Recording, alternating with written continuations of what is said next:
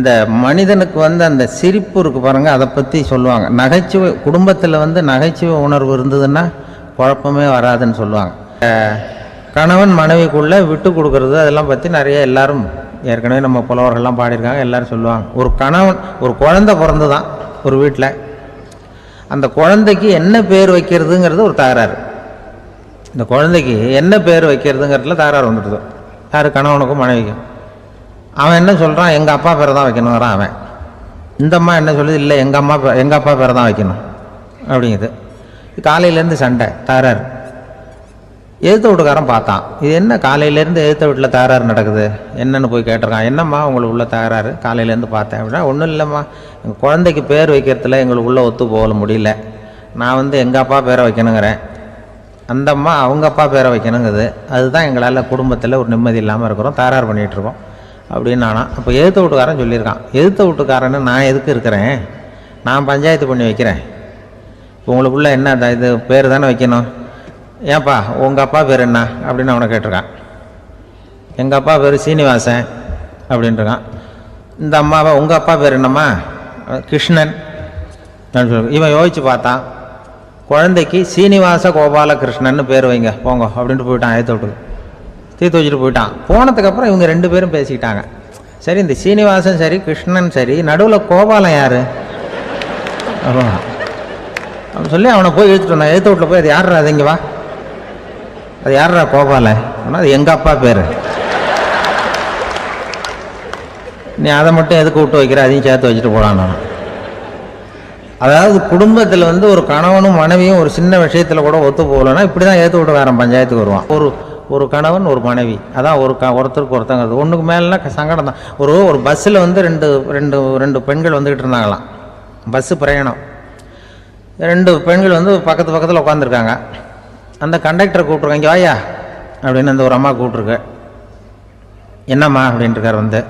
இந்த ஜன்னலை திறந்து விட்டு போ அப்படின்னு. சரின்னு அதுக்கு பக்கத்தில் இருந்த ஜன்னலை திறந்து விட்டு அவர் போயிட்டார். பக்கத்தில் இருந்தம்மா உடனே இங்கே வாயா, மறுபடியும் வாயான்னு கூப்பிட்ருக்கு. என்ன, இந்த ஜன்னலை மூடிவிட்டு போ அப்படின்ட்டுருக்கு. மூடிவிட்டு போனார். மறுபடியும் அந்த முன்னாடி கூப்பிட்டது வாமா வாயா வாயான்னு மறுபடியும் கண்டக்டரை கூப்பிட்டு, என்ன இந்த பார், இந்த ஜன்னலை நீ மூடி வச்சின்னா நான் மூச்சு திணறி செத்து போடுவேன். அப்புறம் உடனே பக்கத்தில் இருந்தம்மா தபாரியா அந்த அம்மா பேச்சை கேட்டுட்டு நீ திறந்து வச்சின்னா நான் குளிர் தாங்காமல் செத்து போடுவேன் அப்படின்ட்டு. அவர் தலையை பிச்சுக்கிறார் கண்டக்டர். என்னடா பெரிய ரொம்ப போச்சேன்னு, கொஞ்சம் தூரம் பிரயாணம், இதில் கூட அட்ஜஸ்ட் பண்ணி போகக்கூடாதா அப்படின்னு. அப்போ அந்த பஸ்ஸில் பின்னாடி ஒருத்தன் கடைசி சீட்டில் வெயில் தாங்காமல் சட்டையெல்லாம் கட்டி போட்டுட்டு ஒரு கிராமத்து ஆள் பீடி குடிச்சிட்டு வரான். அவர் கூப்பிட்ருக்கான் அந்த ஆள், அந்த கண்டக்டர், இங்கே வாயா அங்கே என்ன தகராறு அப்படின்னு. அந்த எதிர்த்து வீட்டுக்காரன் வந்தானே முன்னாடி பஞ்சாயத்துக்கு, அது மாதிரி கண்டக்டர் இங்கே வாயா, அவன் ஏன் நீ என்ன சொல்ல போகிற அப்படின்ட்டு வந்திருக்கான். சட்டையெல்லாம் கட்டி போட்டு பீடி குடிக்கிறான். பீடி புகையை ஊதி விட்டு அங்கே என்ன தகராறு அப்படின்னு கேட்டிருக்கான். ஒன்றும் இல்லையா, அந்த அம்மா ஜன்னலை திறந்தா செத்து போவேங்கிறது, இந்த அம்மா ஜன்னலை மூடுனா செத்து போவேங்கிறது, நான் என்னையா பண்ணுறது ஒரு ஆள் அப்படின்னு. இதுக்கு ஏன் கவலைப்படுறேன், நான் சொல்கிறத கேள், நான் தீர்த்து வைக்கிறேன் பிரச்சனையை அப்படின்னு சொல்லிவிட்டு பீடியை எடுத்துக்கிட்டு புகையை ஊதிவிட்டு சொன்னானா, கொஞ்ச நேரம் அந்த ஜன்னலை மூடி வை, அந்த அம்மா செத்து போவோம், அப்புறம் திறந்து வை, இந்த அம்மா செத்து போவோம், நாம் நிம்மதியாக போகலாம் அப்படின்னு சொல்லிட்டு பீடி குடிக்க ஆரம்பிச்சிட்டான்.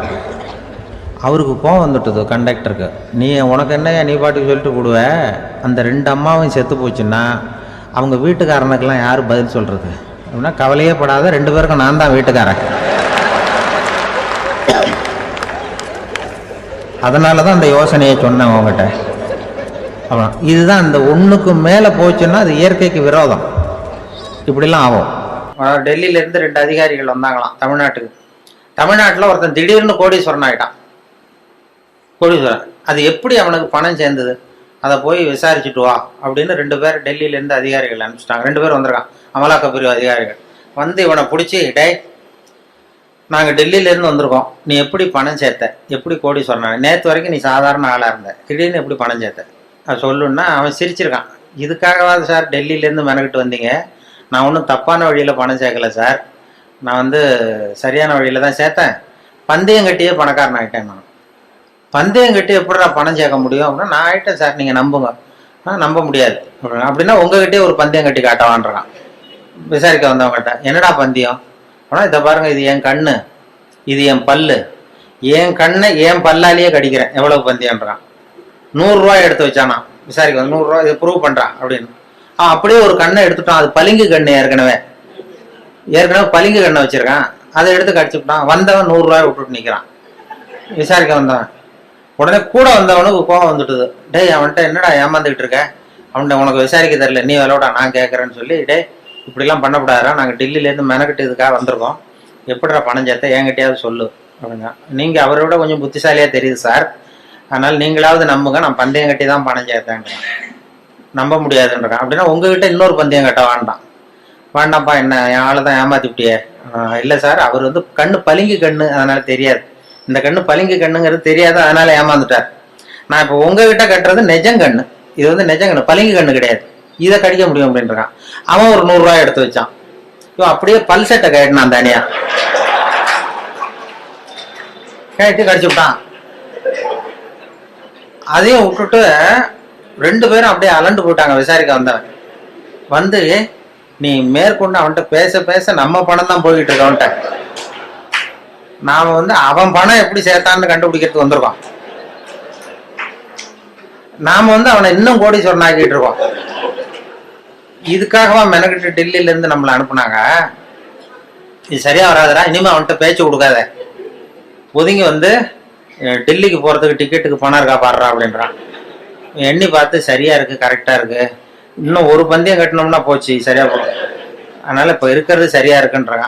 அப்படின்னா அவன்கிட்ட மேற்கொண்டு விசாரிக்காத, நம்ம போய் நம்ம தலைவர்கிட்ட சொல்லிடுவோம், டெல்லிக்குன்னு நாங்கள் போயிட்டு வரோம் சார், ரொம்ப தேங்க்ஸ், நீங்கள் அப்படியே இருங்க சார், சௌக்கியமா இருங்கன்னு சொல்லிட்டு, ஏன் சார் கொஞ்சம் இருந்து சாப்பிட்டு போங்களேன்றாங்க. அதெல்லாம் வேணாம் சார், நீங்கள் மறுபடியும் ஏதாவது பேச்சு வரும், மறுபடியும் பந்தயம் கட்டுவீங்க, நாங்கள் போயிட்டு வரோம், நாங்கள் பார்த்துக்குறோம் சார், நீங்கள் போயிட்டு வாங்கன்னு ரொம்ப மரியாதையாக அவனை விட்டுட்டு போயிட்டாங்க. 2 பேரும் போய் டெல்லியில் இந்தியாவுக்கே தலைமை அதிகாரி அவர்கிட்ட போய் சொல்லிட்டான், சார் அவன் தமிழ்நாட்டுக்கு போனோம், தமிழ்நாட்டில் போய் அவன் எப்படி பணம் சேர்த்தானா பந்தயம் கட்டியே பணம் சேர்த்தேன்னு சாதிக்கிறான் சார், அது மட்டும் இல்லை எங்ககிட்ட ஒரு 200 ரூபாய் பிடிங்கிட்டு விட்டான் சார்.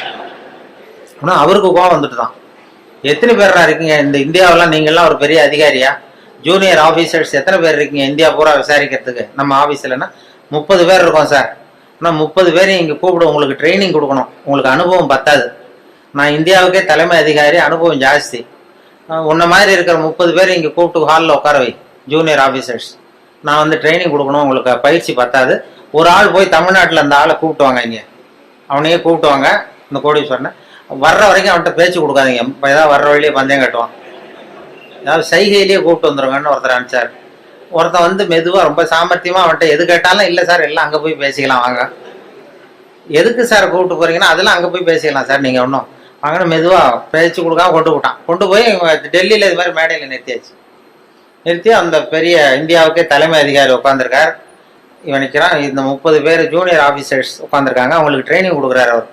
இந்த பாருப்பா, நான் வந்து இந்தியாவுக்கே தலைமை அதிகாரி, நான் நினைச்சேன்னா உன் தண்டனையை குறைக்க முடியும், உனக்கு வந்து உன்னை அப்ரூவராக கூட மாற்றிடுவேன், அந்த அதிகாரம்லாம் என்கிட்ட இருக்கு, அதனால என்கிட்ட சொல்லிடு எப்படி பணம் சேர்த்தேன் அப்படிங்க. சார் நீங்கள் வந்து இந்தியாவுக்கே தலைமை அதிகாரி, உங்களுக்கு அனுபவமும் ஜாஸ்திங்கிறத நான் புரிஞ்சுக்கிட்டேன், வயசும் ஜாஸ்தி, அதனால நீங்களாவது நம்புங்க சார், நான் பந்தயம் கட்டி தான் பணம் சேர்த்தேன். அங்கேயும் நம்ப முடியாதுரா அப்படின்னா உங்ககிட்ட ஒரு பந்தயம் கட்டட்டுமான்றான்.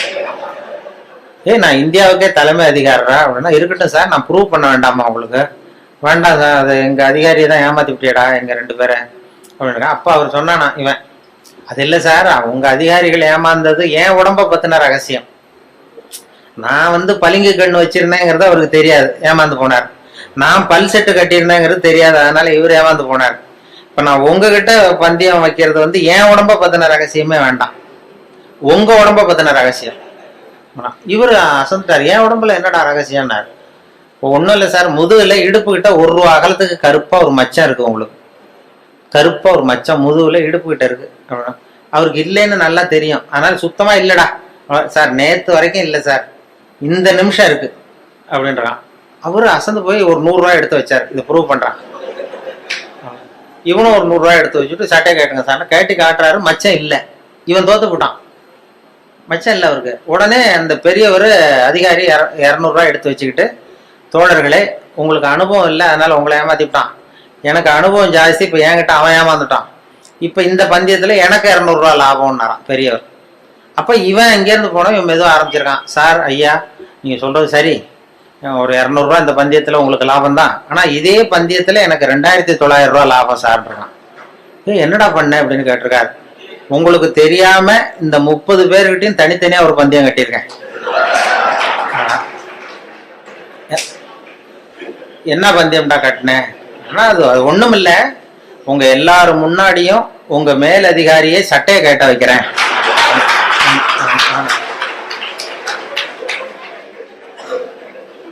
அதனால சரியா போச்சு சார், 2900 கொடுங்க சார் வாங்கிட்டான். அவரு அசந்து போய் சாரை கொண்டு போய் பக்கத்து ரூம்ல யாராவது விட்டுட்டு வாங்க, அவர்கிட்ட இனிமே யாரும் பேசாதீங்க சார், மரியாதையை அவரை நடத்துங்கன்னு சொல்லி கொண்டு உட்கார வச்சுட்டு, அதுக்கப்புறம் பார்த்து தோழர்களே உங்களுக்கு நான் சொல்ல விரும்புறது என்னன்னா, இனிமே யாரும் தமிழ்நாட்டு பக்கம் விசாரிக்க போகாதீங்க,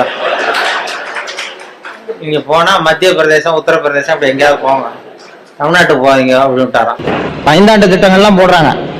5 ஆண்டு திட்டம் ஒரு நாட்டில் போட்டாங்களாம். போட்டு அவங்க அரசியலில் உள்ளவங்க சொல்லியிருக்கிறாங்க, பொதுமக்களுக்கு அறிவிப்பு கொடுத்தாங்க, நாங்கள் 5 ஆண்டு திட்டங்கள் போட்டு இந்த நாட்டை வந்து முன்னேற்ற போகிறோம். முதல் 5 ஆண்டு திட்டம் முடிந்த பிறகு இந்த நாட்டில் உள்ள குடிமக்கள் ஒவ்வொருத்தருக்கும் ஒரு சைக்கிள் கொடுக்க போகிறோம். 2வது 5 ஆண்டு திட்டம் முடியும் பொழுது ஒவ்வொருத்தருக்கும் ஒரு கார் கொடுக்க போகிறோம். 3வது 5 ஆண்டு திட்டம் முடியும் பொழுது ஒவ்வொருக்கும் ஒரு விமானம் கொடுக்க போகிறோம் அப்படின்னு சொன்னாங்களாம். ஒருத்தன் கேட்டிருக்கிறான், விமானத்தை வச்சுட்டு நாங்க என்னையா பண்றது அப்படின்னா, என்ன இப்படி சொல்லிவிட்டேன், இப்ப மதுரையில வந்து ரேஷன் கடையில மண்ணெண்ணெய் ஊத்துறாங்கன்னு வச்சுக்கோ, நீ பிளேன்ல ஏறி போய் வரிசையில் நின்னுக்கலாமே. இதுதான் மோசமான திட்டம். தெளிவில்லாத வேலைகள்னாலதான் குழப்பங்களே வருது. திட்டமிடாத ஒரு வேலை எப்படி நடக்கும்னா, ஒரு தெருவில் ஒருத்தர் 3 அடி இடைவெளி விட்டு குழியை தோண்டிக்கிட்டே போனானா, ஒருத்தன் 3 அடி இடைவெளியில குழியை தோண்டிக்கிட்டே போனா ஒருத்தன், இன்னொருத்தன் அந்த தோண்டின குழியை மண்ணை போட்டு மூடிட்டே போயிருக்கான். ஒரு பெரியவர் பார்த்துருக்கிறாரு, அங்க என்னப்பா வேலை நடக்குது, 3 அடி இடைவெளியில ஒரு குழியை தோன்ற, இன்னொருத்தன் மூடிட்டு போறான், என்ன வேலை நடக்குது? அரசாங்க வேலை நடக்குது சார் அப்படின்ற. அரசாங்க வேலைன்னா அர்த்தம் இல்லாம இருக்கப்பா, ஒருத்தன் குழியை தோன்றும், நீ மறுபடியும் மூடிட்டே போற, அர்த்தம் இல்லாம இருக்குதே அப்படின்னா, இல்ல சார் நான் விவரத்தை சொல்றேன், 3 அடி இடைவெளியில குழியை தோண்ட வேண்டியது ஒருத்தன் வேலை, அதுல செடியை நட வேண்டியது இன்னொருத்தன் வேலை, அதுக்கப்புறம் மண்ணை போட்டு மூட வேண்டியது இன்னொருத்த வேலை. அந்த 2வது ஆளு இன்னைக்கு லீவு போட்டான் ஆபீஸ்.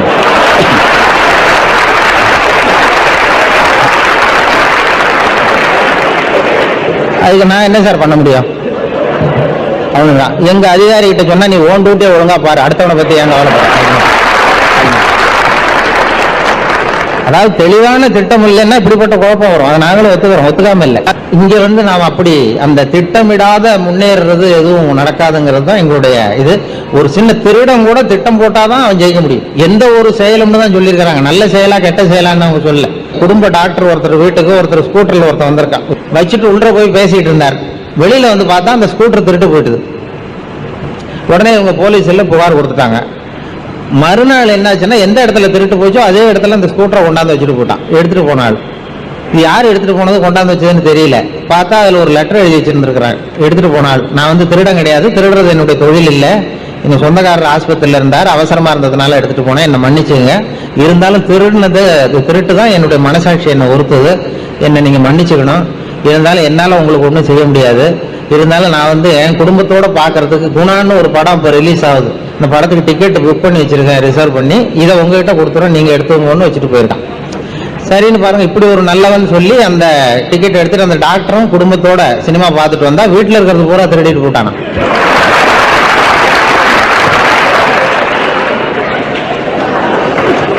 இல்ல, என்னுடைய கேள்வி இந்த வெற்றிக்கு என்ன காரணம்? அவன் திட்டம் போட்டதுதான். நல்ல காரியமா கெட்ட காரியமாங்கிறது வேற. எத்தனை பேர் அந்த டாக்டர் வீட்டில் இருக்காங்கன்னு திட்டம் பார்த்தா, அத்தனை டிக்கெட்டை கொண்டு வந்து வச்சா ஜெயிச்சுட்டான். ஆனால் ஒரு 10-15 வருஷத்துக்கு முன்னாடி ஒரு நண்பர் கூப்பிட்டார், சென்னையில் இது மாதிரி சினம் தவிர்த்தல்னு ஒரு பயிற்சி நடத்துகிறோம், நீ அதில் வந்து பேசணும்னு சொல்லி கூப்பிட்டார் ஒரு நண்பர். நான் சொன்னேன், நான் பயிற்சிக்கு வேணா வரேன், என்னை பேசுறதுக்கு கூப்பிடாங்க, எனக்கு அனுபவம் கிடையாது, நீ வந்து எனக்கும் உங்கள் பயிற்சியில் சேர்ந்துக்கிறேன் அப்படின்னேன். அதெல்லாம் கிடையாது, பயிற்சியெல்லாம் நாங்கள் கொடுக்குறோம், நீ வந்து சினம் தவிர்த்தல், மனுஷன் கோவப்படாமல் இருக்கிறதுக்கு என்ன வழி நீ சொல்லிட்டு போ அப்படின்னு சொல்லி கூப்பிட்டாங்க. சரி ஏதா போமேன்னு சொல்லி போய் நான் சும்மா கதை மாதிரி சொல்லிட்டு வந்தேன். கோவப்படுறது மனுஷ இயல்பு. அது என்ன பண்ணுறதுன்னா அப்படின்னு சொல்லி ஒரு கதை சொன்னாங்க. மீனம்பாக்கம் ஏர்போர்ட்டில் ஜப்பானுக்கு போக வேண்டிய ஒரு பிரயாணி நிறைய லக்கேஜ் எல்லாம் தூக்கிட்டு வந்திருக்காரு. இதை வாங்கி பிளேனில் ஏற்றக்கூடிய பொறுப்பில் உள்ள தொழிலாளிகிட்ட சண்டைக்கு போகிறாரு, அடிக்க போகிறாரு, என்னமோ தகராறு. இவர் கடுமையாக இருக்குது ஒரு முகம், கோவப்படுறாரு. இந்த பெரிய மனுஷன் ஜப்பான் போக வேண்டிய பிரயாணி இதை வாங்கி பிளேனில் ஏற்றுற தொழிலாளி இருக்கானே அவன் சிரிச்சுக்கிட்டே சரி சார் சரி சார்ங்கிறான். இவர் கோவப்படுறாரு, அவன் சிரிச்சுக்கிட்டு இருக்கான். இதை ஒரு பேராசிரியர் பார்த்துட்டு இருக்கிறார், மனவள கலை மன்ற பேராசிரியர் அங்கே உட்காந்து பார்த்துட்டு இருக்காரு. இது என்ன இந்த பெரிய மனுஷன் இவ்வளவு கோவப்படுறான், அந்த சாதாரண தொழிலாளி சிரிச்ச முகத்தோடு இருக்கிறானே, அவன் நமக்கு வகுப்பு எடுக்கலாம் போல இருக்கு, சினம் தவிர்த்தல வகுப்பு அப்படின்னு நினச்சிட்டாரு. உடனே இதெல்லாம் முடிஞ்சது, அவர் வச்சு திட்டிட்டு போயிட்டாரு. அப்புறம் அவன் லக்கேஜ் எடுத்துட்டு போனா எல்லாம் முடிஞ்சது. அப்புறம் பிளேன் வந்து ஜப்பானுக்கு ஏறி போயிட்டார். அதுக்கப்புறம் இந்த பேராசிரியர் அவனை ஓடி பிடிச்சி கொண்டு வந்தார் அந்த தொழிலாளியை. தவறுப்பா, நாங்கள்லாம் சினம் தவிர்த்தல்னு பயிற்சி ரொம்ப காலமா நடத்திட்டு இருக்கோம். நான் இது நடைமுறையில் இன்னைக்கு அந்த ஆள் ஒன்று அவ்வளவு திட்டனா பெரிய பதிலுக்கு முகம் கூட சொல்லிக்கல, சிரிச்சுக்கிட்டே இருந்தியா, அது எப்படி அவ்வளவு திட்டம், அவனுக்கு கோவமே வரலையா உனக்கு அப்படின்னாரு. அப்பா அவன் சொன்னான், அப்படி இல்லை சார், மனுஷன்னு பிறந்தா கோவம் வராம இருக்காது, கோவம் வரும், எல்லாருக்கும் கோவம் வரதான் செய்யும், ஒவ்வொருத்தரும் அவங்கவுங்க வழியில் அதை டீல் பண்ணுவாங்க. நீ என்னடா பண்ணேன்னு கேட்டிருக்காரு. ஒன்றும் இல்லை சார், அவர் அந்த பெரிய மனுஷன் ஜப்பான் போயிட்டு இருக்காரு, அவர் லக்கேஜ் எல்லாம் அமெரிக்கா போயிட்டு இருக்கு.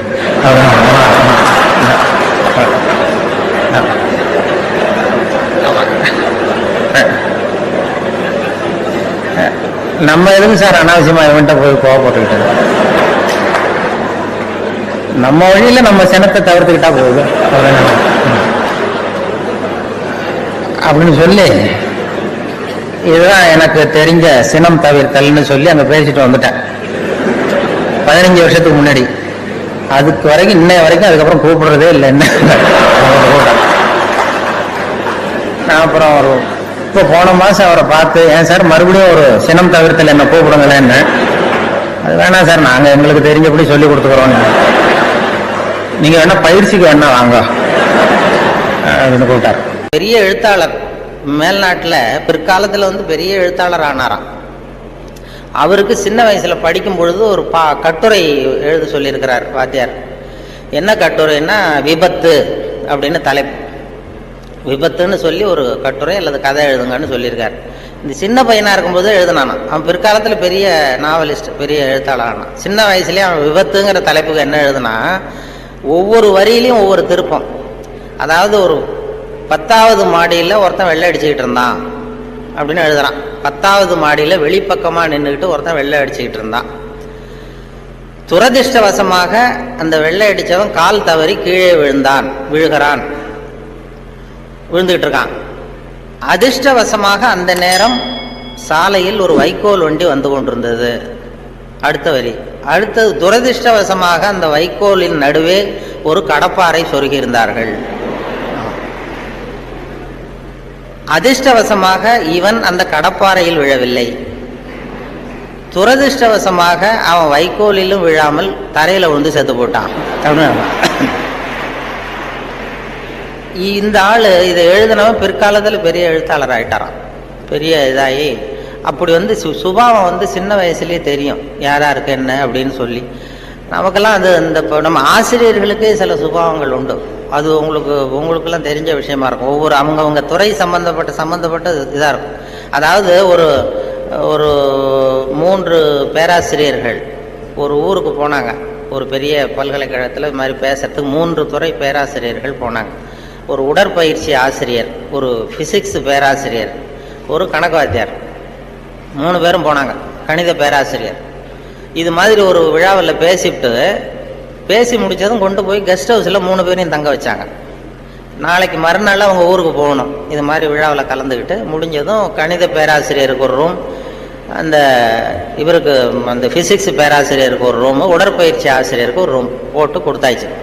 இது மேல்நாட்டில் நடந்தது. அதனால என்னன்னா அவங்களுக்கு அந்த ஆகாரம்லாம் டப்பாவிலேயே வச்சிருக்கிறாங்க. அந்த டப்பாவில் டின்னு ஃபுட்டுங்கிறாங்கல்ல, அது மாதிரி டின்னில் அடைச்சி அவங்க ரூமில் வேண்டிய ஆகாரம்லாம் வச்சு கொடுத்து கொண்டு போய் விட்டு வந்துட்டாங்க. அந்த வந்துட்டு மறுநாள் காலையில் எழுந்திரிச்சார் இந்த ஆர்கனைசர். அப்போதான் அவருக்கு அப்படியே பதறி போயிட்டார். ராத்திரி அந்த 3 பேராசிரியர்களுக்கும் 3 டப்பாவில் உணவு கொடுத்தோம், ஆகாரம். அதை திறக்கிறதுக்கான கருவியை கொடுக்காம வந்துட்டோம். திறக்கிறதுக்கு ஒரு பொருள் அது இல்லாமல் கொடுத்தோம். எப்படி அவங்க டப்பாவை திறந்தாங்களா சாப்பிட்டாங்களா என்னன்னு தெரியல அப்படின்னு ஒரு பதறி போய் விடிஞ்சதும் ஓடுறாரு விழுந்தடிச்சு. இந்த வரவேற்றார் ஓடி போய் முதல்ல அந்த உடற்பயிற்சி ஆசிரியர் கதவை திறந்தாராம். ரூமை திறந்தா அவர் நிம்மதியாக தூங்கிட்டு இருக்காரு. டப்பா திறந்து கிடக்கு. சாப்பிட்டுட்டு நிம்மதியாக தூங்கிட்டு இருக்காரு. உடனே இவர் போய் தட்டி எழுப்பி, எப்படி சார் அந்த டப்பாவை திறந்தீங்க, அந்த இதை கொடுக்கலையே நாங்கள் உங்களுக்கு அப்படின்னு. இது என்ன சார், உடல் பலம் தான் சார் முக்கியம், டப்பாவை பலம் ஓங்கி கீழே அடித்தேன் திறந்துட்டுது, அது என்ன பெரிய காரியம் அப்படின்னு சொல்லி உடற்பயிற்சி செஞ்சுட்டேன், அதனால சாப்பிட்டேன் இருக்கார். பரவாயில்ல சார் அப்படின்னு சொல்லி அடுத்த ரூமுக்கு ஓடி இருக்கார். அங்கே ஃபிசிக்ஸ் வாத்தியார் உட்காந்துருக்கார். அவரும் அதே மாதிரி நிம்மதியாக தூங்கியிருக்காரு. இது டப்பா திறந்து கிடக்கு. போய் திறந்து, எப்படி சார் திறந்தீங்க நீங்கள் டப்பாவை அப்படின்னா, அது என்ன சார், எந்த இடத்துல ப்ரெஷர் கொடுக்கணும்னு எனக்கு தெரியும், அந்த இடத்துல அழுத்தினா திறந்துட்டுது டப்பா, அது நமக்கு டெக்னிக் வந்தது தானே அப்படின்னு அந்த திறந்து சாப்பிட்டேன்ட்டார். இவர் அப்பாடா நிம்மதியாக போச்சு. அடுத்தது கணக்கு வாத்தியார் ரூமுக்கு ஓடினார். அங்கே போனால் அவர் தூங்கவும் இல்லை, டப்பாவும் திறக்கலை, மூடியே இருக்கு. என்ன பண்ணுறீங்க அப்படின்னு சொல்லி அந்த கணக்கு ஏதோ ஒரு எழுதிட்டு இருக்காரு பேப்பரில். கணக்கு வாத்தியார், என்ன சார் பண்ணிட்டு இருக்கீங்க அப்படின்னு கேட்டிருக்காரு. ஒன்றும் இல்லை, அஸ்யூம் தி டப்பா இஸ் ஓப்பன் அப்படின்னு சொல்லி மேற்கொண்டு கணக்கு போட்டுக்கிட்டு இருக்காரு சார் அப்படின்னாராம். இது ஒவ்வொருத்தருக்கும் ஒரு சுபாவங்கிறது அது இயல்பாக அமையிறது. ஆசிரியர்களுக்கு எல்லாருக்குமே இந்த பேச்சாளர்கள் என்னென்னா, சில பேர் தெளிவாக, அதாவது தெளிவாக பேசி குழப்புறவங்க இருக்கிறாங்க, குழப்பமாக பேசி தெளிவுபடுத்துகிறவங்க இருக்கிறாங்க. அப்படிப்பட்ட பேச்செல்லாம் உண்டு. குழப்பமாக பேசி தெளிவுபடுத்துறது யாருன்னா சித்தர்கள். நம்ம பழைய சித்தர் பாட்டெல்லாம் பார்த்திங்கன்னா படிக்கிறதுக்கு குழப்பமாக இருக்கும், ஆனால் அது கருத்து தெளிவாக இருக்கும். அதுதான் குழப்பமாக பேசி தெளிவுபடுத்துகிறவரெல்லாம் பழைய நம்ம சித்தர்கள். தெளிவாக பேசி குழப்புறவங்க இருக்கிறாங்க சில பேச்சாளர்கள். இருக்கான். ஒருத்தன் ஆடு மேய்ச்சிக்கிட்டு இருந்தானா, ஒரு ஆடு மேய்ச்சிக்கிட்டு இருந்திருக்கிறான் ஒரு திடலில். அந்த ஆடு மேய்க்கிற அந்த ஆள் ரொம்ப தெளிவாக பேசணும்னு நினைக்கிறவன். அவர்கிட்ட போய் கேட்டிருக்கான். அந்த ஆள்கிட்ட போய் ஒருத்தன் கேட்டான், மந்தையில் எத்தனை ஆடுப்பா இருக்கு அப்படின்னா. அப்போ அவன் சொன்னான், நான் ஆடு மேய்க்கிறேன் சார், எதையும் தெளிவாக கேட்கணும், நீ கருப்பாட்டை கேட்குறியா வெள்ளாட்டை கேட்குறியா அப்படின்ட்டுருக்கான். கருப்பாடு அது ஒரு 50 இருக்குது அப்படின்னா. சரி, வெள்ளாடு எத்தனை இருக்குது அப்படின்னா, அதுவும் 50 தான் இருக்குது அப்படின்ட்டுருக்கான். என்ன ரெண்டும் ஒரே ஆன்சர் தானே சொல்கிறான் அப்படின்னு சொல்லி, சரி இந்த ஆடெல்லாம் எவ்வளவு புல் சாப்பிடும் ஒரு நாளைக்கு சார், மறுபடியும் தெளிவாக கேளுங்க, கருப்பாடா வெள்ளாடா? கருப்பாடு அப்படின்னா 10 கிலோ சாப்பிடும். சரி, வெள்ளாடு அதுவும் 10 கிலோ சாப்பிடும். ரெண்டுக்கும் அதே தான் சொல்கிறான். சரிப்பா, இது எல்லாம் எவ்வளவு பால் கறக்கும் இந்த ஆடெல்லாம்? சார் திருப்பி சொல்ல, தெளிவாக கேளுங்க, கருப்பாடா வெள்ளாடான்னா? கருப்பாடு தினம் 5 லிட்டர் கறக்கும், வெள்ளாடு அது 5 லிட்டர் தான் கறக்கும் அப்படின்னா. இப்படியே இவன் தெளிவாக பேசி இவன் என்ன சொல்லிட்டு வரான்னு தெரியல. ரெண்டும் ஒரே ஆன்சர் தான், அப்புறம் எதுக்கு பிரித்து பேசுகிறேன், ரெண்டும் ஒன்று தாடா சொல்கிறேன்னு இருக்காரு. அப்படி இது ஆரம்பத்திலே கேட்டால் சொல்லிட்டு போகிறேன்.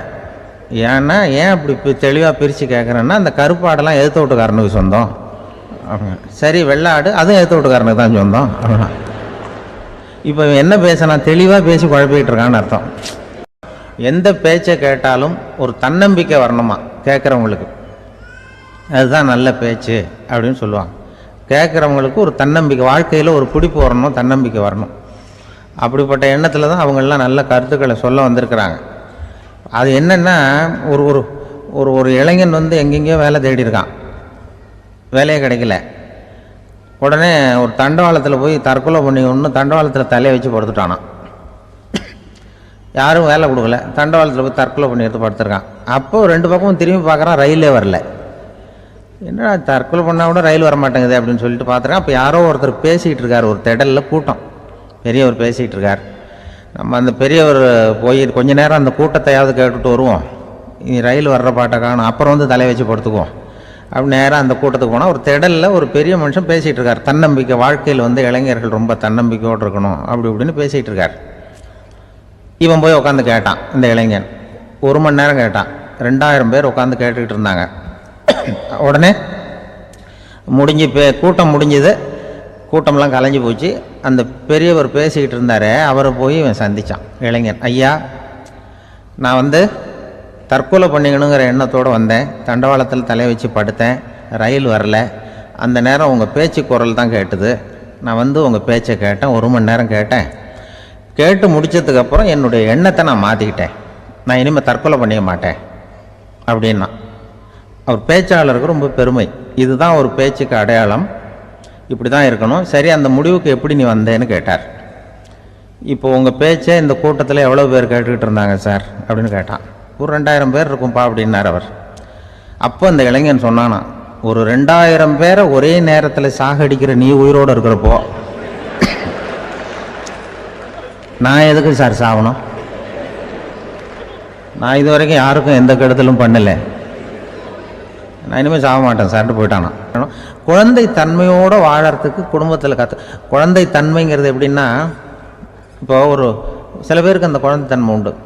ஒரு வீட்டில் ஒரு புள்ள படுத்துருக்கு, அம்மா வந்து எழுப்புறாங்க, காலேஜுக்கு நேரமாச்சு எழுந்திருப்பா, காலேஜுக்கு நேரமாச்சு எழுந்திருப்பா அப்படின்ட்டு. அந்த அம்மா அந்த புள்ள சொல்லியிருக்கு, ஐயோ எனக்கு காலேஜுக்கு போகிறதுக்கே பிடிக்கலம்மா, என்னை வந்து தொந்தரவு பண்ணாத, காலேஜுக்கு போகிறதுக்கு எனக்கு பிடிக்கல அப்படின்னு தான். அப்போ அந்த அம்மா சொல்லியிருக்கு, ஏன் உனக்கு காலேஜுக்கு போகிறதுக்கு பிடிக்கல, கல்லூரிக்கு போகிறதுக்கு, அதுக்கு 2 காரணம் சொல்லு அப்படின்னு இருக்க. அப்போ அந்த புள்ள சொல்லிச்சான், ஏன் பிடிக்கலன்னா, கல்லூரியில் இருக்கிற வாத்தியாருக்கும் என்ன பிடிக்க மாட்டேங்குது, ஆசிரியர்களுக்கும். 2வது காரணம், கல்லூரியில் படிக்கிற மாணவர்களுக்கும் என்ன பிடிக்கல, அதனால் நான் காலேஜுக்கு போக மாட்டேன்ற குழந்தை புள்ள சொல்லியிருக்கு. அம்மா வந்து அப்படிலாம் நீ இதுக்காக போகாமல் இருக்கக்கூடாது, நீ போய் தான் ஆகணும் அப்படின்னு பிடிவாதமாக அந்த அம்மா பிள்ளைய எழுப்புனாங்களாம். சரி, நான் எதுக்கு காலேஜ் போகணும்னு சொல்கிறேன், அதுக்கு நீ 2 காரணம் சொல்லு அப்படின்னு தான் அந்த புள்ள. அப்போ அந்த அம்மா சொன்னாங்களாம், நீ ஏன் காலேஜுக்கு போகணும்னா, முதல் காரணம் உனக்கு வயசு 52, 2வது காரணம் நீ தான் பிரின்சிபால் அப்படின்னு தான். என்ன இருந்தாலும் அவங்க அம்மாவுக்கு அது புள்ள தானே, அதுதான் குழந்தை தன்மைங்கிறது. 52 வயசுலேயும் குழந்தை தன்மையோடு இருக்கார் பாருங்க, அதுதான். அப்படி வந்து கணவன் வந்து தேர்ந்தெடுக்கிறது, குடும்ப தலைவனை தேர்ந்தெடுக்கிறது ஒரு பெரிய காரியம்.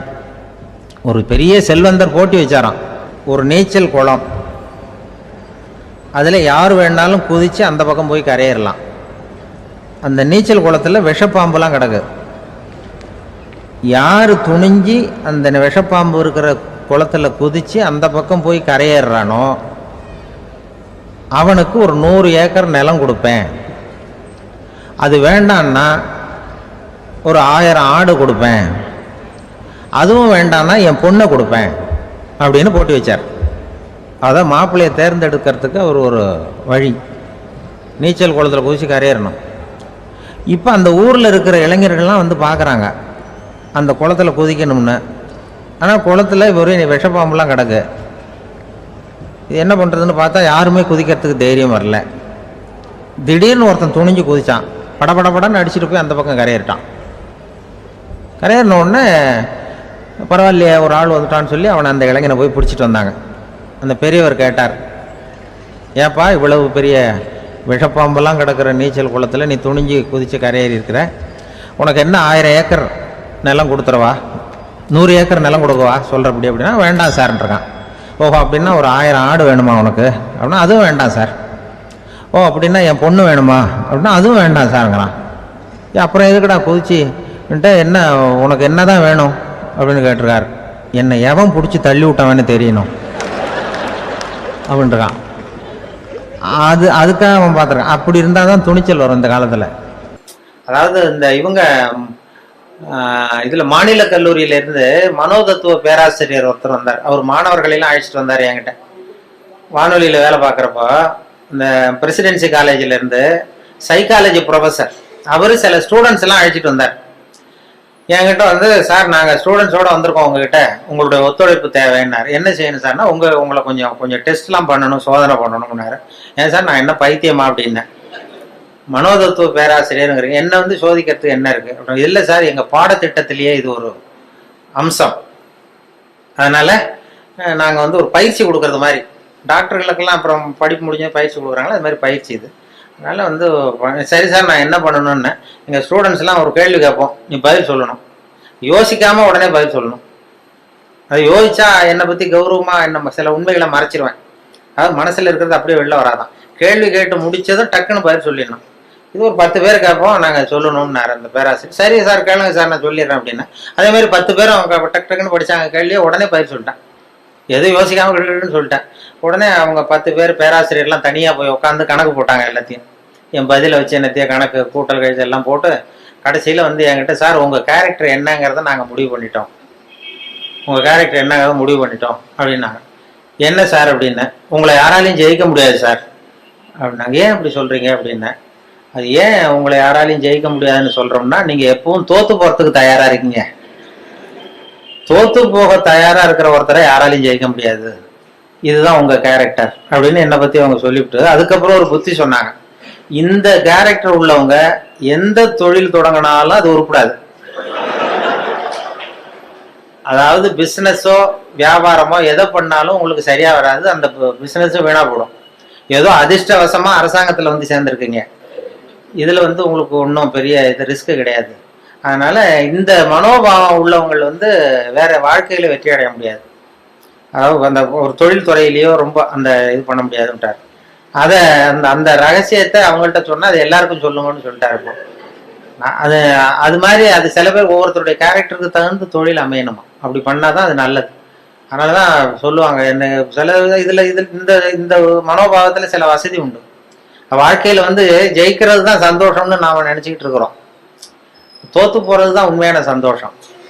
அது இப்போ என் பேரனோட விளையாடி தோத்து போகும்பொழுது ஜெயிக்கிறத விட சந்தோஷமா இருக்கு.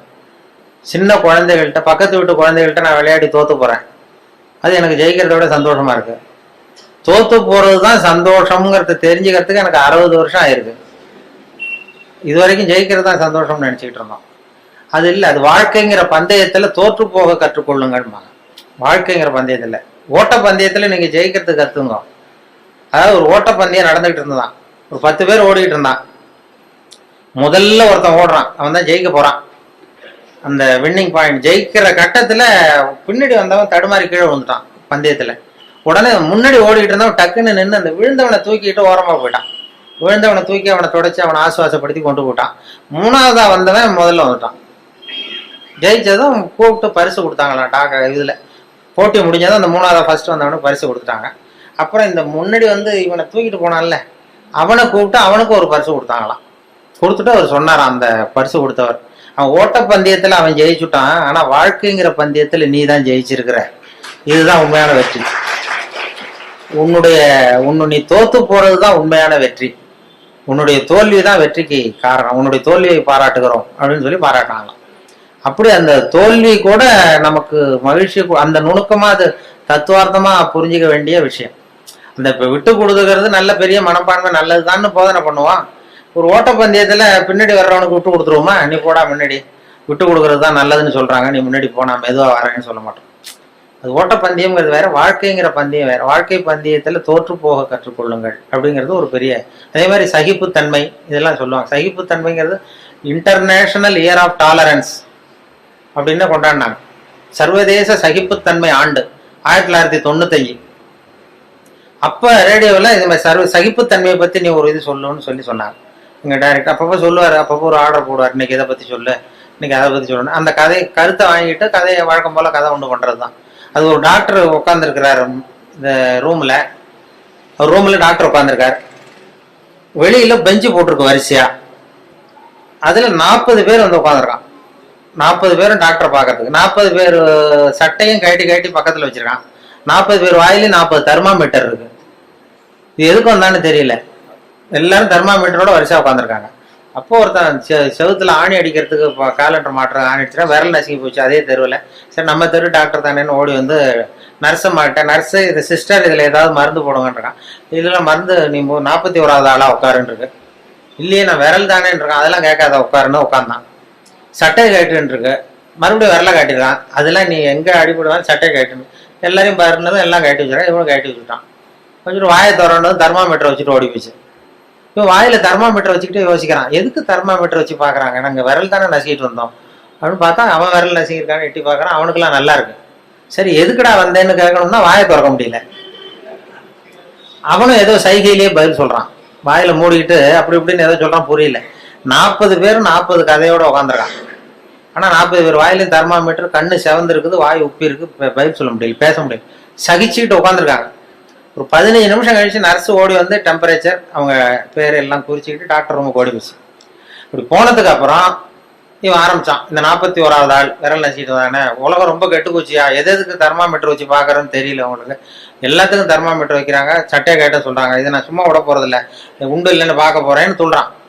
அப்போ இந்த 40வது ஆள் அவனுக்கு அட்வைஸ் பண்ணுறான், அதை பாருப்பா இது மாதிரிலாம் சத்தம் போடாத, இதெல்லாம் வந்தால் இது சர்வதேச சகிப்புத்தன்மை ஆண்டுது, இது மாதிரி இடத்துல தான் நம்ம சகிப்புத்தன்மையை கற்றுக்கணும், இது மாதிரிலாம் அனாவசியமாக அப்படிலாம் சத்தம் போடாது, கொஞ்ச நேரம் மரியாதையாக வாழை சுட்டிட்டு மரியாதையாக உட்கார் அப்படின்றான் இந்த 40வது ஆள் அவன்கிட்ட. அப்படி சொன்னதும் அவனுக்கு இன்னும் கோவம் வந்துட்டுது. 41வது ஆள் விரல நீ எனக்கு இவ்வளவு புத்தி சொல்றியடா, நீ எதுக்கு வந்த அப்படின்னு இருக்கான். நான் தபால் கொடுக்க வந்தவையா,